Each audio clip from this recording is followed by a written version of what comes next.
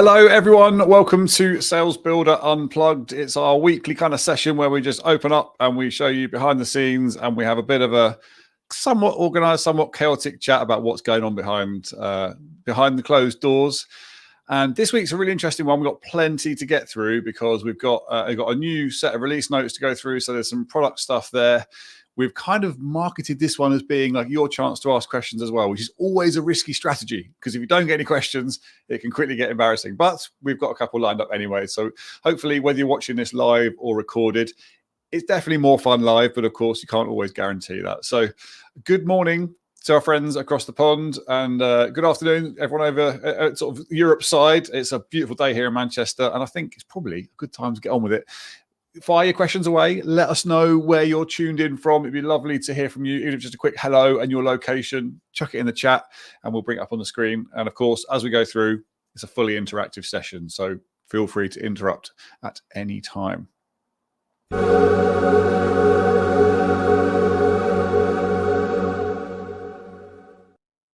Okay, it's our What's New section. And we sometimes go through the content or the product stuff in this bit, but actually I'm going to just show you a couple of bits of new content you might be interested in, and then we're going to move on and we're going to focus on the product in a bit more detail later on. So a quick one to show you. I'll bring it up onto the screen. So Founder Victor Raessen, our founder, spoke to Alan Edwards of Eureka Process. Alan has been doing this a long time. He's been consulting with MSPs around their processes. He's a published author as well. We did have him on briefly.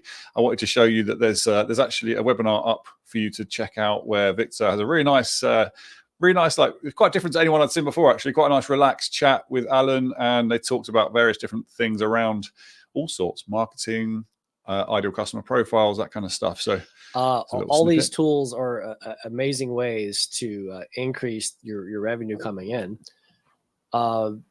But we also have to focus on those new clients coming in. And we have to have processes and systems for managing every lead that comes in, determining who's talked to them last, what stage they're at. Do you have ideal system designs? How do you normally document this process? I'll leave it on that cliffhanger where Victor comes in and gives a response. Not only that, we have there's a brand new, let me show you on our page. So this was literally fresh off the press. We recorded this yesterday. So this was us, Victor and I had a chat with Chris Tim of Sondela Consulting. Again, another consultant, but Chris focuses, it's been a long day, focuses specifically on PSA setup. So he's been a master of auto task setup and working with hundreds of customers over the years. He's now sort of focusing on a full breadth of PSA systems. So it's really good to get his take on things. He's also seen every single quoting solution under the sun. So he knows exactly what to look for. And, it was really interesting to see what kind of piqued his interest and the kind of questions that he came up with. So I won't dive into that one, but it's available on our site. And of course, on the YouTube channel. If you're watching on LinkedIn, then take a look at our YouTube channel, Salesbuildr TV, and you'll see all the latest content there. Okay, on to our next piece.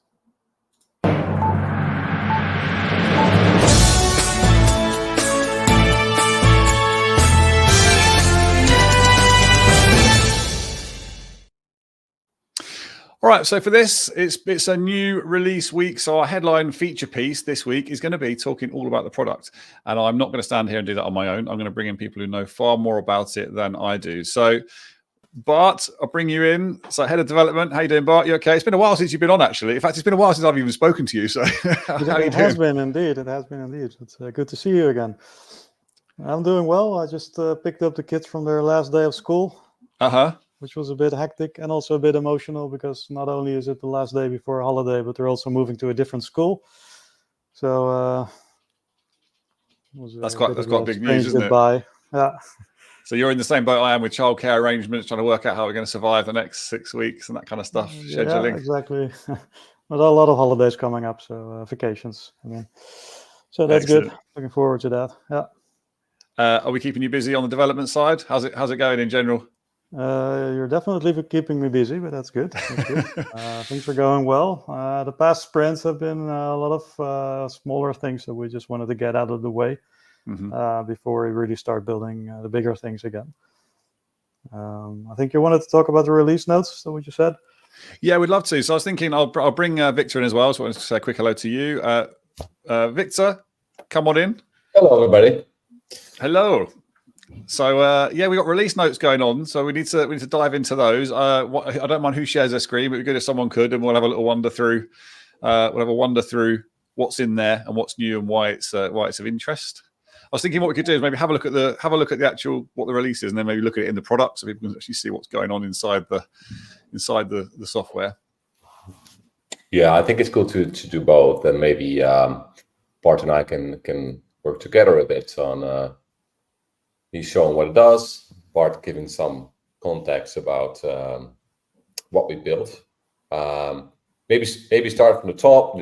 We did some maintenance, right, Bart? So the search service in the product, we're talking about the quick search, probably. We're talking about product search. Yeah, there's a few tweaks. So one of the things we changed is that it's easier to find a product by its exact name.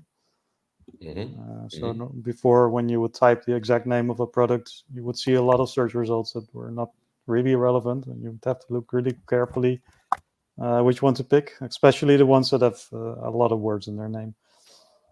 But that's better now, both in this page and in the quick search. Is this the ones that you brought into your portfolio? Is this ones that are actually in your portfolio? So they're not. It's not just like everything in the disties. It's what you've decided you're selling, basically. Yeah, that's right. Yeah. Cool. Okay.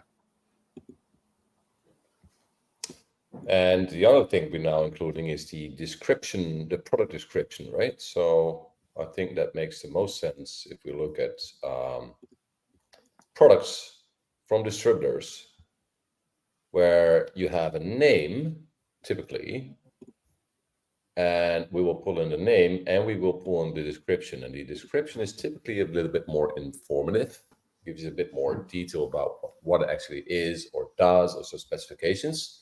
Like in this instance, like with a cable management panel, you can see the name, but you can also see the description. So it gives you a little bit more information on this page, so you won't have to click through on the edit field to do a deep dive.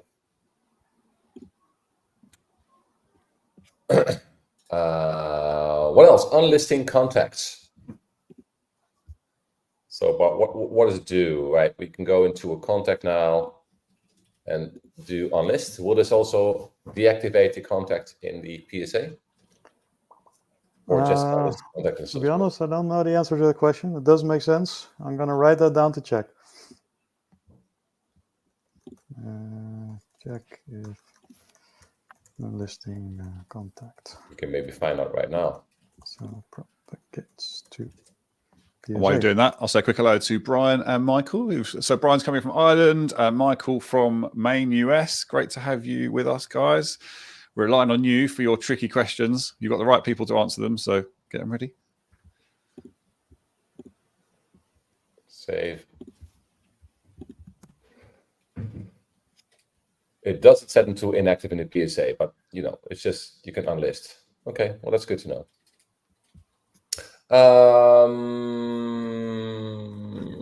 Product price deviation, that's also probably an interesting one to talk about, although it's pretty specific, right? So if we pull in the suggested retail price, then we can tell something about where the product differs from the recommended retail price. And currently we're only doing that with KPN products. KPN, yeah. So if there's a suggested retail price, and if the price is different, you can see it underneath that filter, but it's only, for now, it's only on a KPN. But I can imagine this adding more distributors into the future, because more distributors are providing us with a suggested retail price, right? Yeah, that's right. Okay, that's good. What is that useful in the context of like the storefront and stuff? So is that if you define pricing, does it help you flag things that perhaps you need to address in terms of pricing? Or? It's a good point. Yeah, there's a couple of things that Salesbuildr does a lot in terms of maintenance, right? Because we pull in the pricing in a daily or hourly basis, and then you use the markup to automatically calculate the sales price for products, right?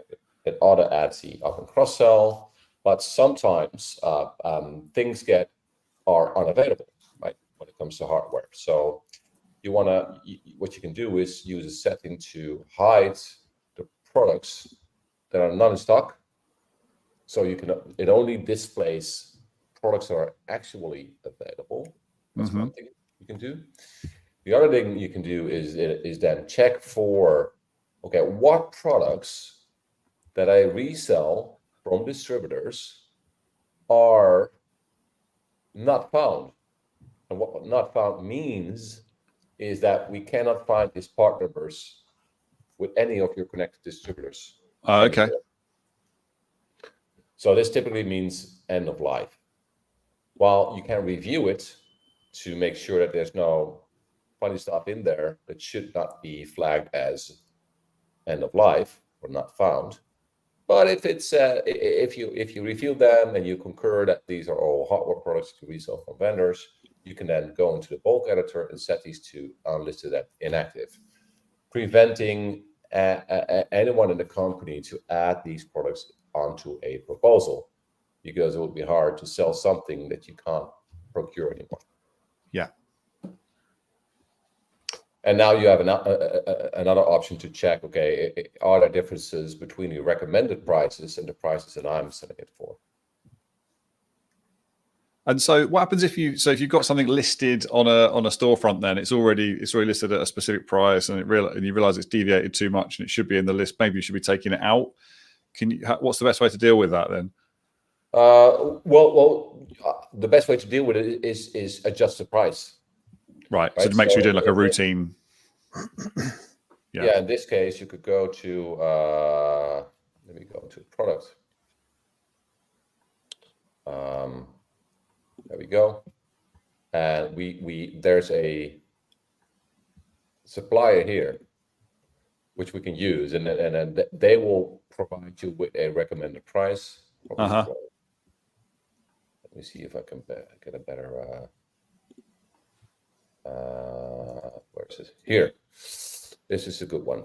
So we got a product here, we got a pricing here, and there's a recommended retail price, right, of $358.11.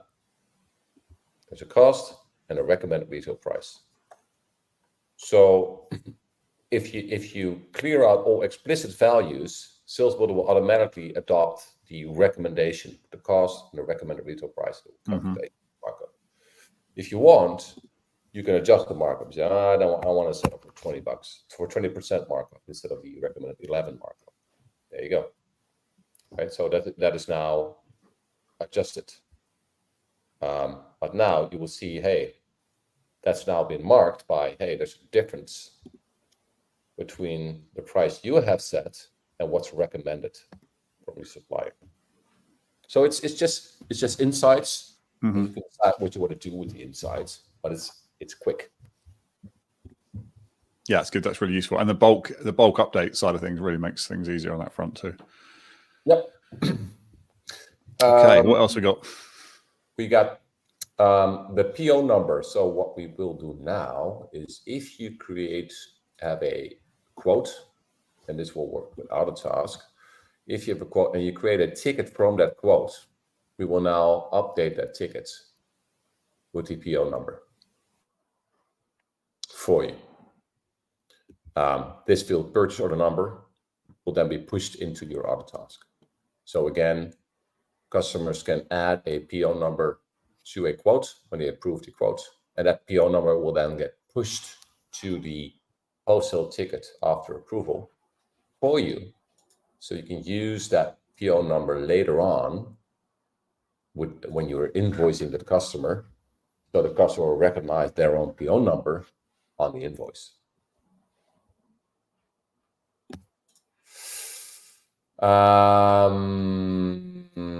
Now there's a storefront for customers that use the storefront. We now, by default, enable all the items that get bought. By default, they will be set to dropship. So that's we've never talked about this. We've never talked about dropship. So how does the dropship side of things work then? What's that? Is it just, it specifies another element of address information or something? Is it? Or well, it specifies if you send an order to Ingram Micro, you can determine where Ingram Micro needs to ship that order. Okay. Typically, Right. it will be at the MSP because the MSP needs to do stuff, install and prepare and provision. And when it's done, it gets shipped to the customer. But in some cases, stuff that the customer wants can be shipped to the customer's location because it doesn't need to go to the MSP's location first. Yeah, webcams, microphones, that sort of stuff. Exactly. Yeah. That's now enabled by default, because by default, if your customer orders stuff from the storefront, typically that stuff needs to go to the customer's location. Okay, great. Now over to the white space. So that's interesting too. So if you use that white space, right, and you wanna jump in there, and you will look into specific services here. So here, for example, there are services from the continuity on the contract. So I'm going to look here, and I'm going to look into this contract. And for example, there's going to be Dropbox, right? There's Dropbox on this contract, but maybe I'm not interested in Dropbox. And I can now go into Dropbox per user, and I can edit that service and say, do not include in the white space. So it's allowing you to get focused, right, on exactly just the ones that you really want your sales team to be. Yeah, for example, let's say you have website domain names, right? And you have 100 servers set up for different domain names. And they're not really interesting to include in your white space because those are not high margin services. So you might want to exclude them from the white space, just not ignore them. So indeed, to focus on the stuff that really matters. What else? Just on that white space feature bit. Sorry, that's at a category level, is it? Because I'm just thinking, obviously, anyone who's not familiar with the white space, how you sort of start out with it, they can probably think, well, I've got loads of stuff in my PSA. If I connect it up, it's just going to fill up quickly. So there's some filtering that goes on already, isn't there? So I don't know whether you choose just particular categories to put in there, or how does that work? It checks for categories, and then it looks at what does this customer have when it comes to their contracts and all the underlying services. Okay. Right. And then it shows you, it shows you the gaps or the white space between the green tiles, which means there's an opportunity here to sell this to this customer because they haven't bought this from us yet. And if I know this customer, and I know that hardware as a service could be of interest for the customer, I want to now act on that, right? So, or like if I go here, I go into, I don't know, Microsoft Dynamics or Microsoft 365, I can see customer F that does not have Microsoft 365. And I can do a couple of things here. I'm going to say, well, look, I'm going to label this customer, right? I'm going to bulk edits. I'm going to apply a label Microsoft 365 to indicate there's an opportunity for Microsoft 365, and maybe I want to email them about the Microsoft 365 Copilot or something. So now customer F is labeled. So now what I can do here is see, I got a label Microsoft 365. That's customer F. So you can use it to segment also. Very good. Okay, so the new feature is basically allows you to take things out of there that are irrelevant. But there's already some element of focus though, isn't there? Because you're just looking at categories, like you're just looking at services, for example, or which are just services, right? Yes, it's services only and charges, but it typically, this is for focusing on selling more services typically, right? Okay. And you can already filter for, show me all customers that have Microsoft 365. Right? Or show me all the customers that do not have customer 365, there's customer F again. And then you can do a more deep dive and say, I want to sell server monitoring to this customer that doesn't have Microsoft 365. And I will show you, there's an opportunity to sell this to the customer. The customer does not have this specific service. And now I'm going to create a opportunity based on a template for this customer for this customer contact with the service monitoring. So this is how you on an abstract level sort on category, does have it or doesn't have it, and then drill down on specific services. And you can also use this. This is coming in the next release, but I guess it's also fun to talk about this. Like you will have an option to select the results, and then you can apply a label to the results. And what can you do with that label? Mm-hmm. You can then use that label to label a company or a group of companies. And you can then, if you go to the contacts, you can now say, okay, show me all the contacts that have work for a company with the label Microsoft 365. Now, this is a group of contacts. This is those contacts. You can also apply contact-specific labels. So you can say, I only want to email the salespersons at that company with the label Microsoft 365. And you can then okay, yeah, multi-select and then say, I want to send them a message based on a pre-built campaign, mm-hmm. which is very personalized because I'm sending this. I'm the account manager. I'm sending this to my customer contact who I already have a relationship with. That is very specific because we did our homework, because we see an ideal solution for this customer based on their customer profile and what they already have in their contract. So now they're getting an email from their account manager. It's not a one-up marketing email that's not personalized. That will probably be ignored. It's going to be a personalized for my account manager. Well, we say, okay, we did the homework. We have the new solution based on your existing services in your company. We think this is a fantastic solution for you. What do you think? Shall we plan a conversation around this? And then you send that out. And from there, now you started a conversation because now you prompted the customer to chew on it and to think about it. And your customer gets an email from you. You will get a CC of that email, so it's also in your inbox. And as soon as your customer contact replies, you're now having a conversation about Microsoft 365, right? And guess what? From there, you can go to the white space again, and then from there you can create an opportunity or proposal for that specific service that you want to sell to the customer.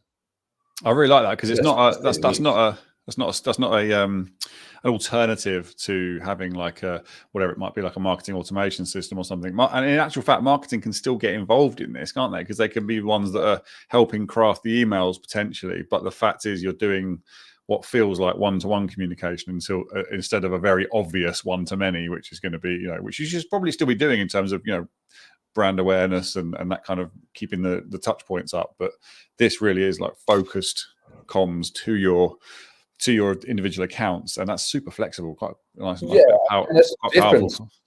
Like if you're in marketing, right? If you market to companies that are not a customer yet, it's a different story than marketing to existing customers, because there's a trust relationship, and because of this tool that you now have at your disposal, where you can do a laser focused segmentation, you can assure to a contact that you have that whatever you're going to offer them is going to be relevant, because you know the customer, you know their services, you know what's missing in their ideal stack or ideal solution.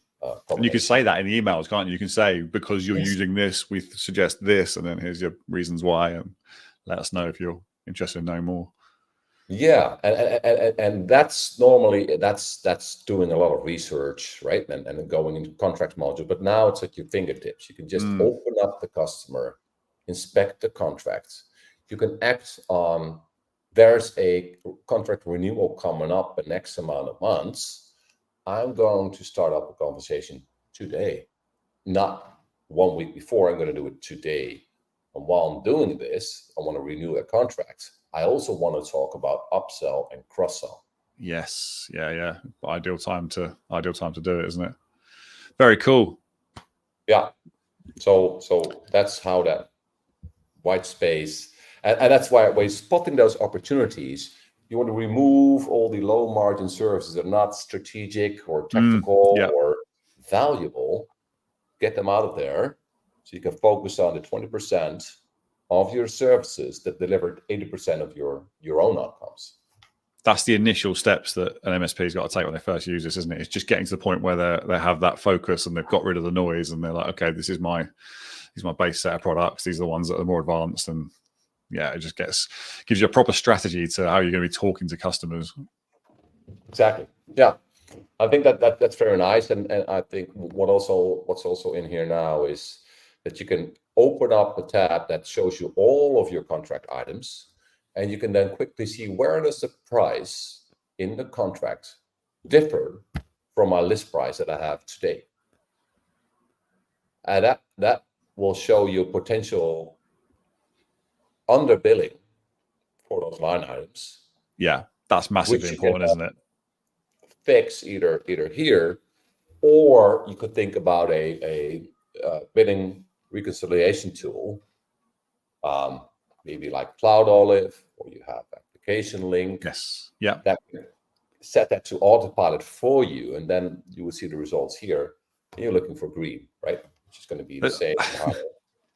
When you're thinking about like where to get new revenue from, I mean, this is an area that you just have to address, isn't it? Really, I mean, you have to have a picture of how accurate is the match between what my customer's paying and what I think they're paying, or what I want them to be paying. So there's good revenue there, yeah. I would have thought. Okay, so we've got some more release notes. Anything else in the release notes we should be talking about? I think that's it. I think maybe also Bart talk about what we're building in the next sprint bit. Yeah, absolutely. That'd be cool. So, because next sprint is going to be a lot about the white space, in fact. So, for example, we're going to allow the MSP to restrict users to only seeing their own companies, the companies that they're account manager for. Mm-hmm. That's one of the features. So it will be more usable for non-admins. We're also going to add a permission so that only certain people can access the white space, because you may not want everyone in your company to access the white space. Okay. So one of the features we built recently is that you can now tag services. So you can attach labels to them. And what we're going to build on top of that is that in the white space, what Victor just showed, where you can say, I want to sell this product to customers who don't have it yet. Yeah. You can actually say, I want to sell products that have this label to customers that don't have any of these yet. Okay. So maybe that's a good one to also show, maybe show a screen for a second. Like, you can apply labels now to a product. So what does it mean? Like, what we're going to do about this, so we're also going to add to that white space in a contract paradigm. We're also going to show you the most profitable services that you have. Oh, that sounds good. Group by customer, vendor, or category. Okay. So now what you can do is, you want those most profitable serves that bring in the most money, that are important. You want to add a label to those, because they're going to be the essential strategic services, right? And once you've labeled them, and that would be ideal to then go into the white space and then say, okay, I only want to see opportunities, white space opportunities for those high performing services in my portfolio. That's really nice, because that works for the core services as well. If you think about a core security set that an MSP wants to be selling to absolutely everyone without question, you work on that first, you see the gaps there, then you think, okay, right, now I can start thinking about where are the most profitable ones, then I'll work on those, and then I can see how that would really give you some steps to follow. Yeah, that's it. Love it. Very good. Okay. The big thing, in my opinion, that we're also going to be building next sprint is, if you go back to the contract items tab, you just close it. So here we're going to allow you to group by certain columns. So for example, you can group by service code. And then first it will show you an aggregation of that service code across all the items. So you can see totals of that service group. And then you can expand it, and then you can see what is in that service group, and then you can, for example, group within the service code by another criterion, for example, a customer or How would something. you? We're going to When make would it you use very that? flexible. When would you use that? So like, is that would show the total income for that group, would it? Or Exactly. So you can see the totals, the unit, the total price, and the revenue total and units. Yeah. profitability. Got it. Exactly. Okay. That Yeah. way you can easily drill down through all your contract items across all the customers and see where the most profit is coming from, for example. Very good. That's really cool. I've got a question from Michael. Can you hide the columns of a service from white space, or is going to admin on the service the only way to drop it out? So can you adjust those columns, basically? Can you hide the column of a service from white space? Not yet, but that is something that we can add in future releases. It'd be interesting to just hide, don't show me. Or you can already say, okay, only show me customers that do not have Microsoft 365, infrastructure as a service, managed users. Oh, right. Yeah. Do it the other way around. Yeah. Right? Or only show me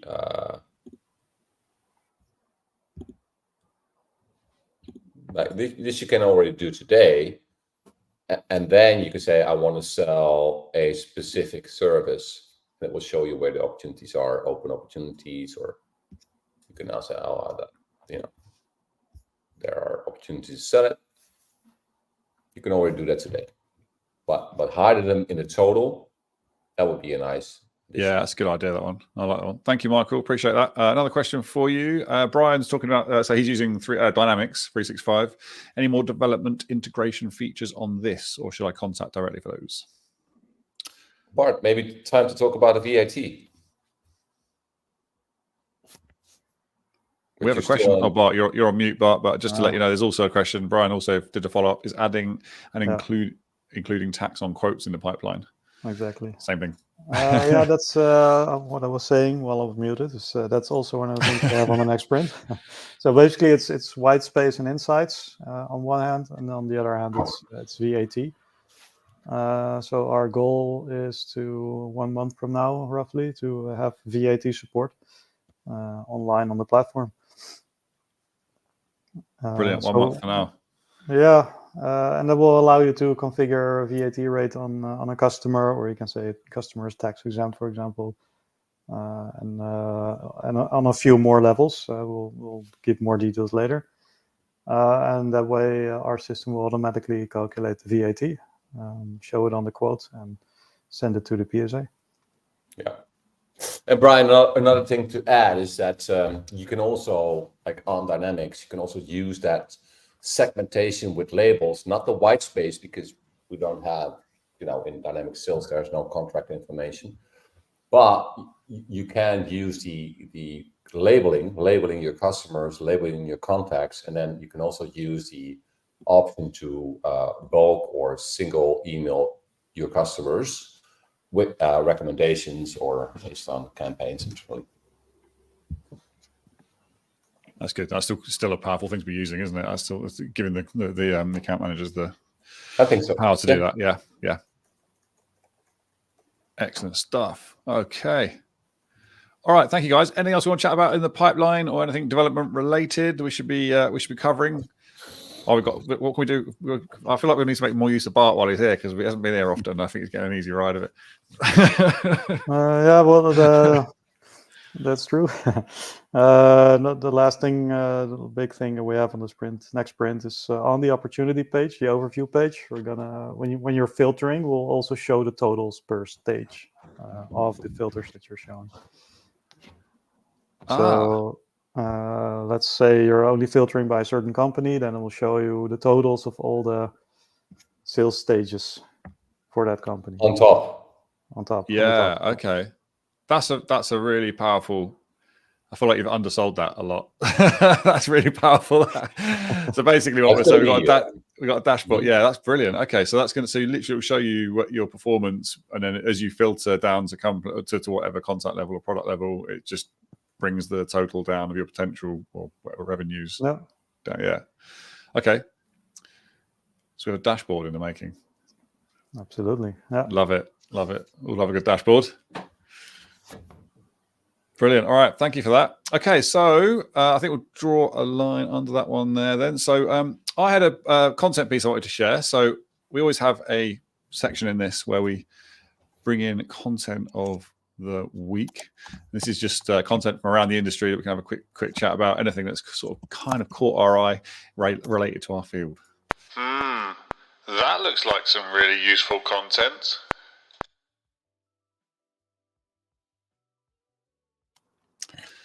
What can I say? Here's no expense spared. So the bit I wanted to share with you today was this one. So can you see my screen? That's kind of, yeah. So it's just a Forbes article I thought was really interesting. So this one talks about, it's kind of fresh off the press, this one. Talks about the differences between B2C and B2B businesses. And there's some really interesting stuff there. I think MSPs need to be aware of the sort of the changing landscape in terms of how people want to buy. And I think it's important to know that, you know, there's a real preference for that sort of self-service element. Of course, we're interested in that because we have a sort of a storefront element, a storefront feature in our product. But when you're looking at the differences between the way that B2C buyers buy and B2B, this article outlines 4 main areas, and it's quite interesting actually, because we always hear that like frictionless is the thing, and we actually talk about frictionless experiences ourselves. But this article suggests that actually when it's a B2B buyer, there's some value in actually slowing that process down a little bit. And that doesn't mean making it horrible and clunky to place orders. It just means making sure that you've actually had the opportunity to build some sort of trust and sort of relationship with your buyers before they actually get there. And I think when it comes to sort of MSP in particular, I think that's achieved because you already have an existing customer and you're sort of generally, I would say, you know, you're typically selling repeat services. So there should be some trust established there already. So you've got that already. And I think there you're in a good position. And once you've got that trust, to then enable them to have that self-service side of things. So the one-click buying that they're looking for, that Amazon-style experience, do it, but make sure that, you know, you obviously built some relationship first.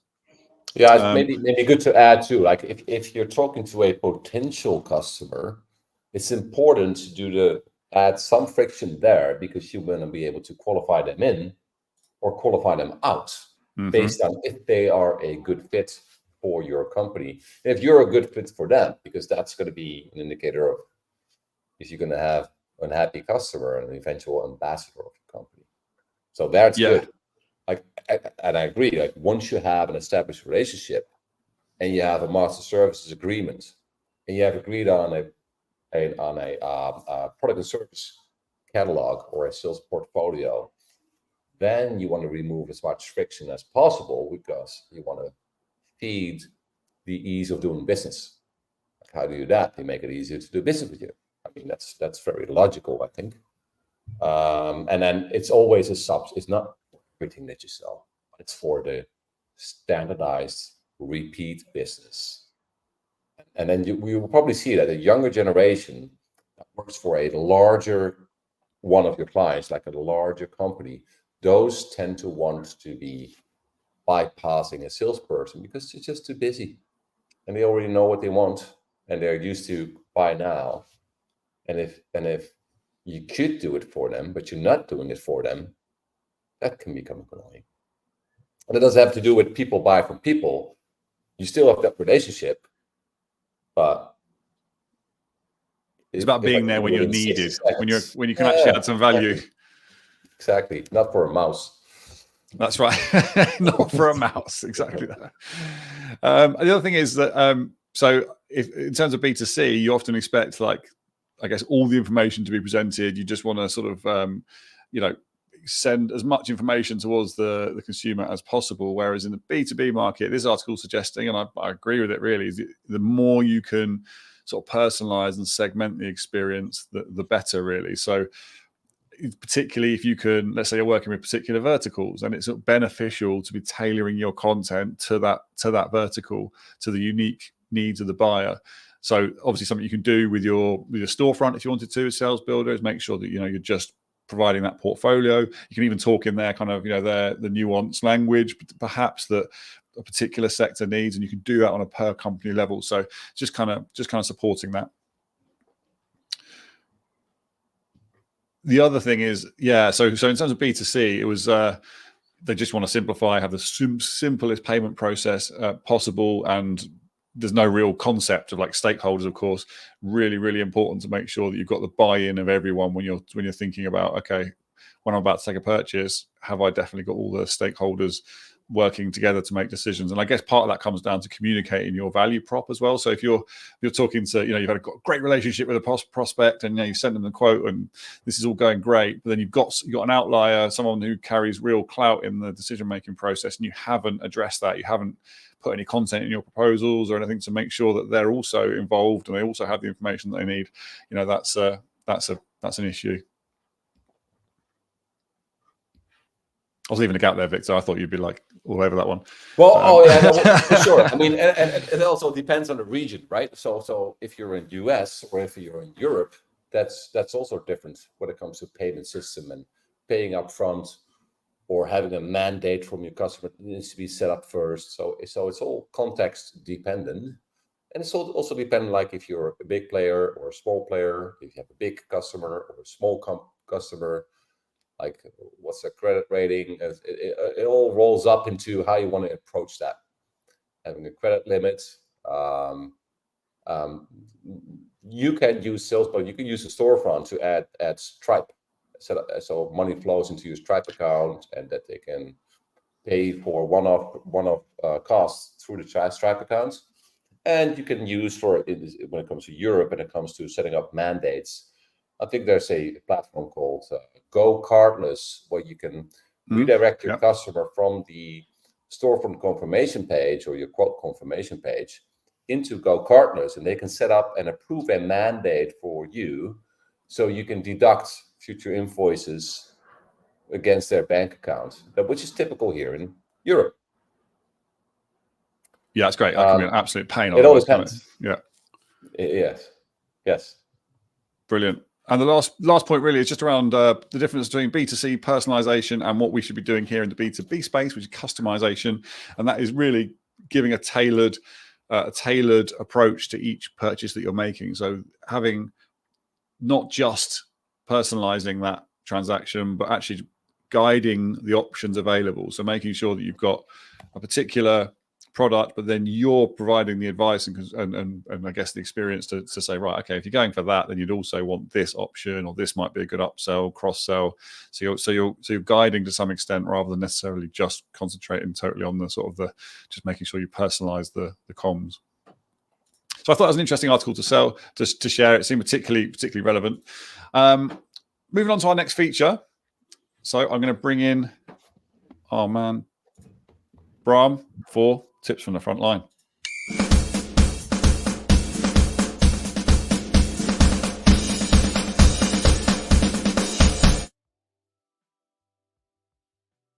Yes, Bram, my favorite jingle of the of the live sessions.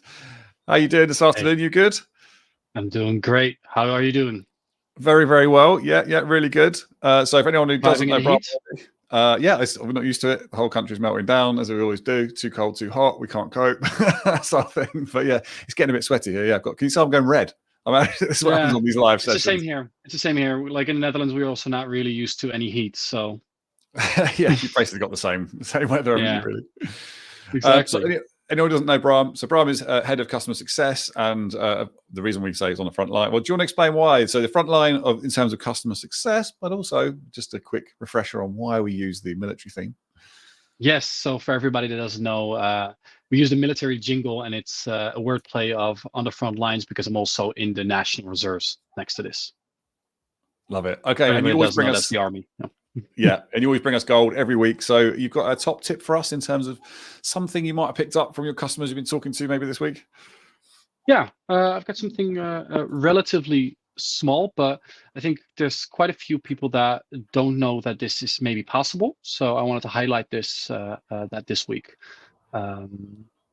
So this week I wanted to talk real quick about other ways that you can use the sales portal that you are using to send out quotes to your customers, but you can also give them access to your portal. So, for instance, if you have a customer that you usually send multiple quotes to every now and then you can actually give them access to the portal, and from there they will see the past quotes that have been sent to them, the ones that they've accepted, the ones that they have declined, stuff like that, and they get a good overview of everything in terms of how to, what has happened in the past. Another thing that you can add to that, and could you show my screen maybe? Yes, there we go. There you go. So a thing that you can add to that are these little nifty tiles that you see on the bottom. So you can completely customize these by going, for instance, to admin, and then you can see custom dashboard tiles. You can add as many tiles as you want. And as you can see here, you can use them for different purposes. So for instance, on this demo page, I've set them up for instance, feature requests. That if somebody presses this, then they go to my feature request page where customers, if you don't know, here, let me just open that, share this tab instead. This is the page that we use to dictate what people actually want, what our customers, the customers of Salesbuildr, I'm talking about then, of course, really want. And we can vote on those so that we can, shift a little bit to the left or to the right in our roadmap. That's really cool, actually. I've not seen those tiles really used. So I guess that could be quite useful as well, just for a link to I suppose we're linked to Intercom, are we? So if you've got any questions around support, you could put a quick link in there for us. This is, of course, the Intercom. Of course, you got it bottom right. Yeah, of course. Yeah. Yeah, so that's a different location. But yeah, you can use this for a lot of things. Like this goes to my meeting link, which is a little bit double because there's also one here, but don't tell anyone. Okay. We've got one to our content page on YouTube. And you can get really diverse with this. So for instance, as an MSP, you can, for instance, use this maybe to your ticketing system as well, that you can give this to your customer and lead to the different places that your customer might be able to contact you for different purposes. I know that this is one of those features that we've built in, and not everybody is using it right now, but I feel like it's a really good thing to use, and I see the people that use it really have some success with it. And that's cool. Really I'm just putting you on the spot now. I'm just wondering, in terms of when you run a query, say it's a white space or something, do you get the query string, the search string in the URL? Is that something you could then add to this? Yeah, so you can actually have a standard query that you always run. You can have that as your favorite query in the bottom row, potentially. Yeah, absolutely. That's very cool. Yeah, it's especially as you're saying, if the query that we just you covered with Victor earlier, if you have a certain string or anything like that, you just put it in there. You just say, this is my button to always view a running campaign to convert people from AV to EDR, for instance. And you just put that tile in there, and then you always get that specific query. Brilliant. That's a good one. Bringing the gold. Never let me down. All right, great. Do you want to hang around for every week? No, I'm sure it is. That we have a lot of different features, so it's always easy to come up with a few of those hidden gems. Yeah, the good news is it never ends. Exactly. Anyway, right. So we've got our final piece. As always, we like to end with an opportunity to think of any questions you might have to put to us, and with our tune of the week. So, Victor, you've been our. Oops, that's not Victor. That's Victor. You've been our main presenter, I'd say, this week. So we've got your tune of the week. Do you want to tell us about the tune that you've picked?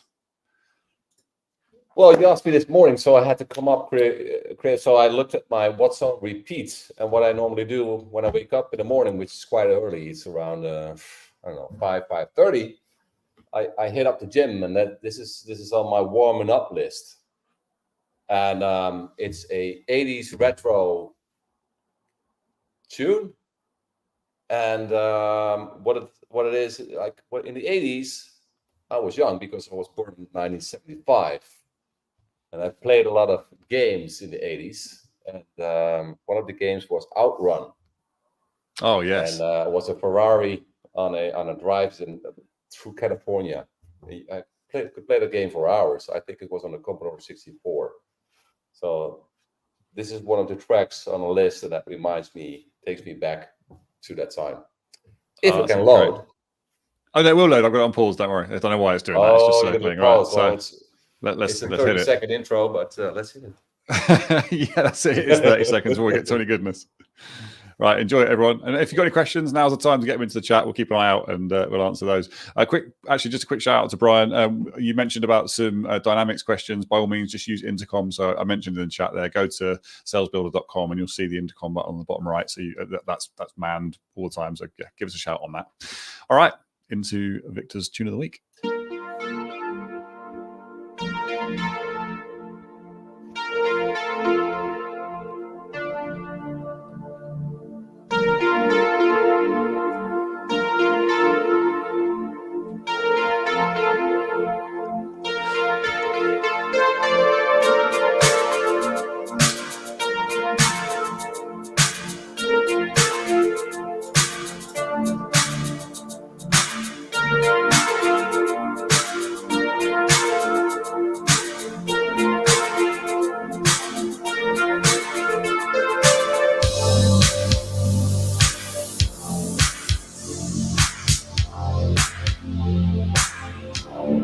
It's got such a Stranger Things about it, hasn't it? Did you watch Stranger Things? It is. Yeah. It is, yeah. The game I talked about from 1987. And this retro synthwave. The final playlist of Spotify.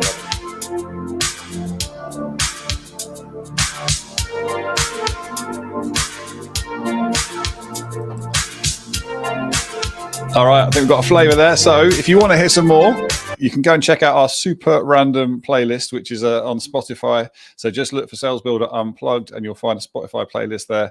As I mentioned last week, it is the craziest, most random selection of tunes, but it's obviously come from all our guests. So it's the far corners of the earth and influences galore. So listen, thank you for joining us. Guys, I think we'll bid everyone farewell until next week. I can't see any questions coming in, although actually, what's this?